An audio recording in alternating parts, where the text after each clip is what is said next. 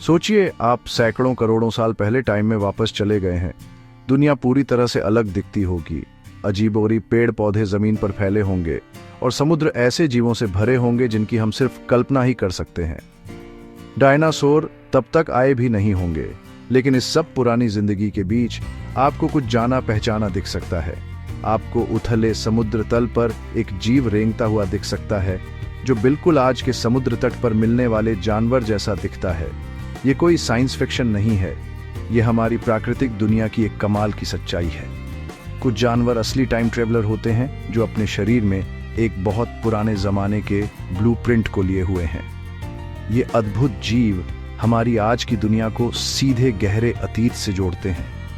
वे प्राचीन इकोसिस्टम के जीवित लिंक हैं जो हमारे महासागरों में तैर रहे हैं और हमारी जमीनों पर रेंग रहे हैं, जैसे उनके पूर्वज इंसानों के धरती पर चलने से बहुत पहले करते थे। उन्हें जीवित कहानियों की तरह सोचिए, हर एक मुश्किलों के बावजूद बचे रहने की कहानी बताती है। उन्होंने अनगिनत प्रजातियों के उठने और गिरने को देखा है, जिनमें शक्तिशाली डायनासोर भी शामिल हैं। उन्होंने हमारे ग्रह के जलवायु में बड़े बदलाव, महाद्वीपों के खिसकने और विनाशकारी विलुप्त होने की घटनाओं को झेला है।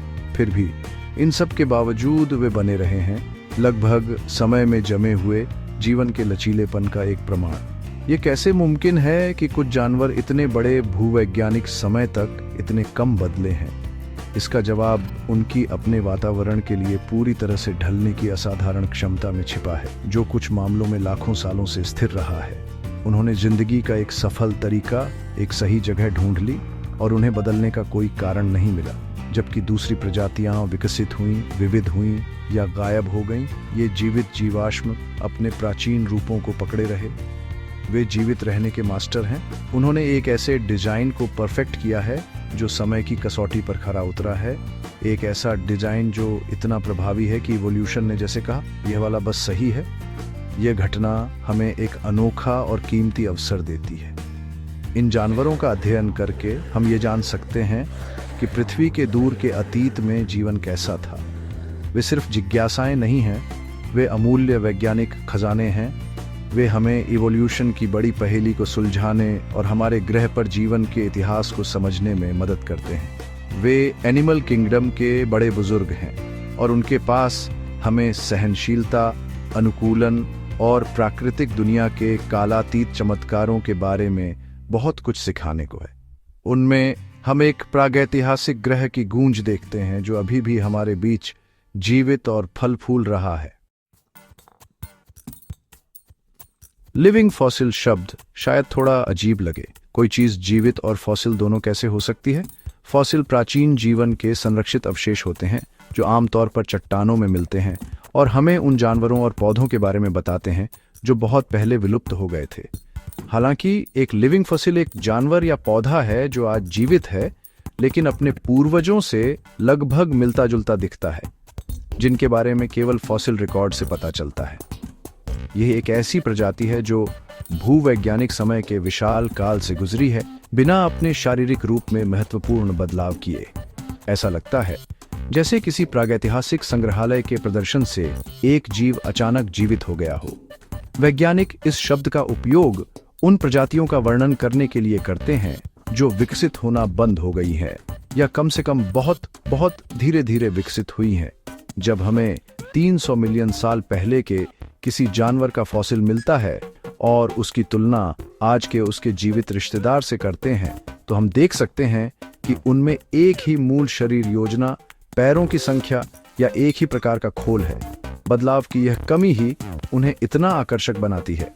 वे इवोल्यूशन के सामान्य नियम के अपवाद हैं, जहां प्रजातियां नए वातावरण में जीवित रहने के लिए समय के साथ लगातार अनुकूलन और बदलती रहती हैं। इन जीवों ने शुरुआत में ही एक सफल फॉर्मूला खोज लिया और उसी पर टिके रहे। यह समझना महत्वपूर्ण है कि लिविंग फॉसिल एक सख्त वैज्ञानिक वर्गीकरण नहीं है, बल्कि एक वर्णनात्मक नाम है। चार्ल्स डार्विन ने खुद इस शब्द का उपयोग जिनको पेड़ जैसी प्रजातियों का वर्णन करने के लिए किया था, जिसे उन्होंने जीवित देखने से पहले फॉसिल से जाना था। ये जीव वास्तव में समय में जमे हुए नहीं हैं। उनके डीएनए और आंतरिक जीव विज्ञान निश्चित रूप से सूक्ष्म तरीकों से विकसित हुए हैं। हालांकि उनकी बाहरी उपस्थिति, उनकी आकृति विज्ञान उल्लेखनीय रूप से स्थिर रही है। वे जीवन के भव्य रंगमंच में सफल, लंबे समय तक चलने वाले डिजाइनों का एक प्रदर्शन है, यह साबित करते हुए कि कभी-कभी जीवित रहने की सबसे अच्छी रणनीति बिल्कुल भी नहीं बदलना है। तो जब आप एक लिविंग फॉसिल के बारे में सुनते हैं तो उसे एक ऐसी प्रजाति के रूप में सोचें जो गहरे अतीत से एक सीधा जीवित संबंध प्रदान करती है। यह एक बीते हुए युग का एक उत्तरजीवी है, एक ऐसा जीव जिसने अनगिनत अन्य प्रजातियों को पीछे छोड़ दिया है। ये जीव अविश्वसनीय रूप से खास हैं क्योंकि वे इस बात को चुनौती देते हैं कि हम इवोल्यूशन के काम करने के तरीके को कैसे समझते हैं। वे दिखाते हैं कि इवोल्यूशन हमेशा जटिलता या बदलाव की दौड़ नहीं होती है। कभी-कभी यह अपने वातावरण के साथ एक सही संतुलन खोजने और उस संतुलन को आश्चर्यजनक रूप से लंबे समय तक बनाए रखने के बारे में होता है। एक ऐसी दुनिया का एक जीवित स्मारक बन जाता है जिसे हम अन्यथा केवल पत्थर में देख सकते हैं। सबसे प्रसिद्ध लिविंग फॉसिल में से एक हॉर्सशू क्रैब है। अपने नाम के बावजूद यह बिल्कुल भी क्रैब नहीं है, बल्कि मकड़ियों और बिच्छुओं से ज्यादा संबंधित है। यह अद्भुत जीव 450 मिलियन सालों से समुद्र के तल पर रेंग रहे हैं, जिसका मतलब है कि वे डायनासोर से बहुत पहले यहां थे। अगर आप उस प्राचीन समय के हॉर्सशू क्रैब के फॉसिल को देखेंगे और उसकी तुलना आज अटलांटिक तट के समुद्र तट पर मिलने वाले क्रैब से करेंगे तो आप उनकी समानता से हैरान रह जाएंगे।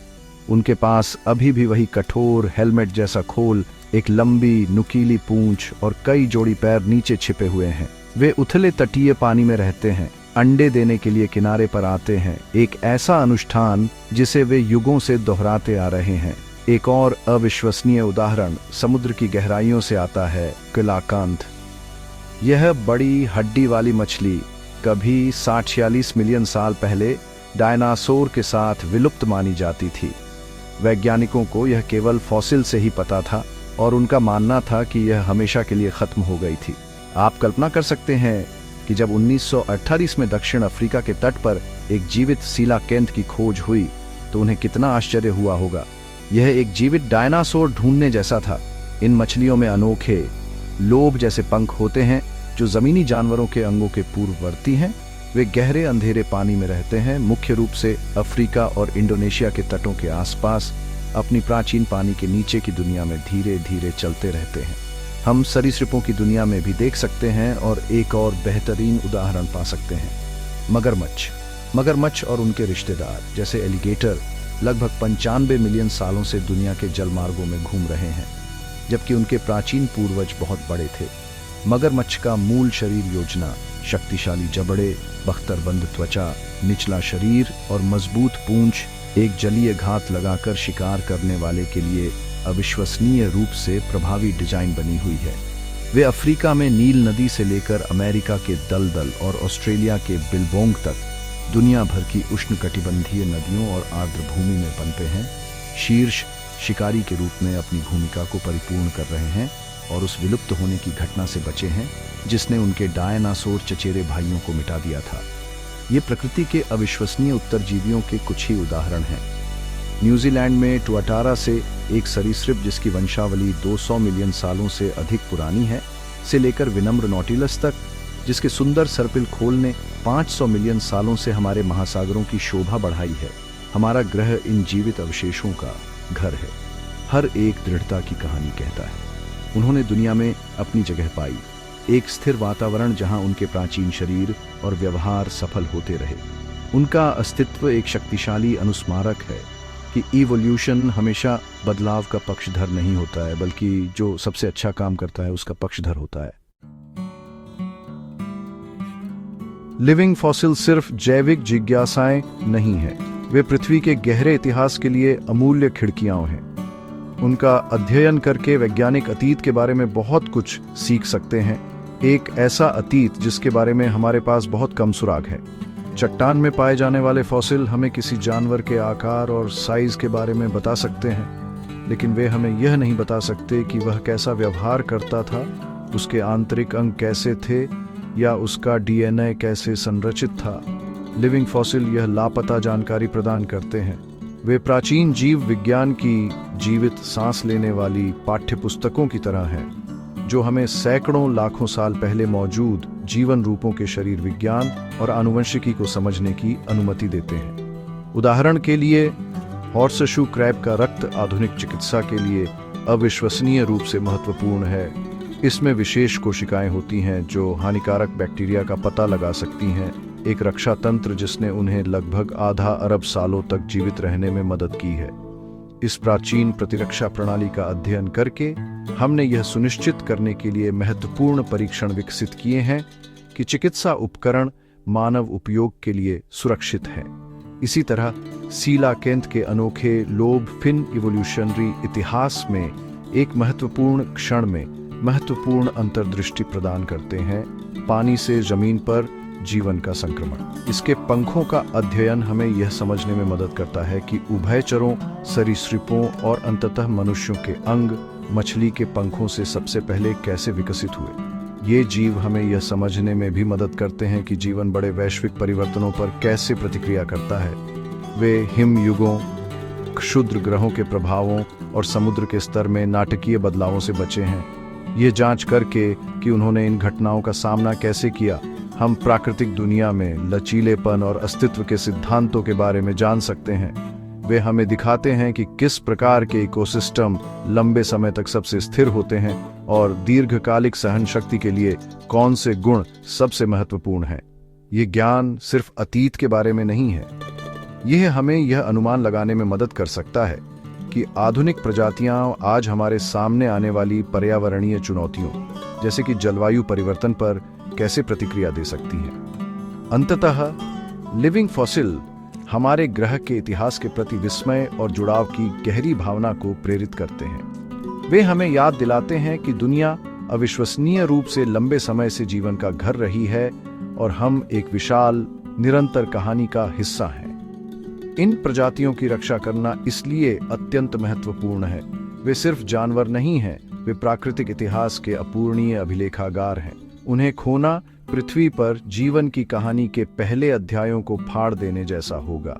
उनके अस्तित्व को सुनिश्चित करके हम न केवल हमारी दुनिया की समृद्ध जैव विविधता को संरक्षित करते हैं, बल्कि जीवित कुंजियों को भी संरक्षित करते हैं जो हमारे ग्रह के प्राचीन अतीत के रहस्यों को खोलते हैं।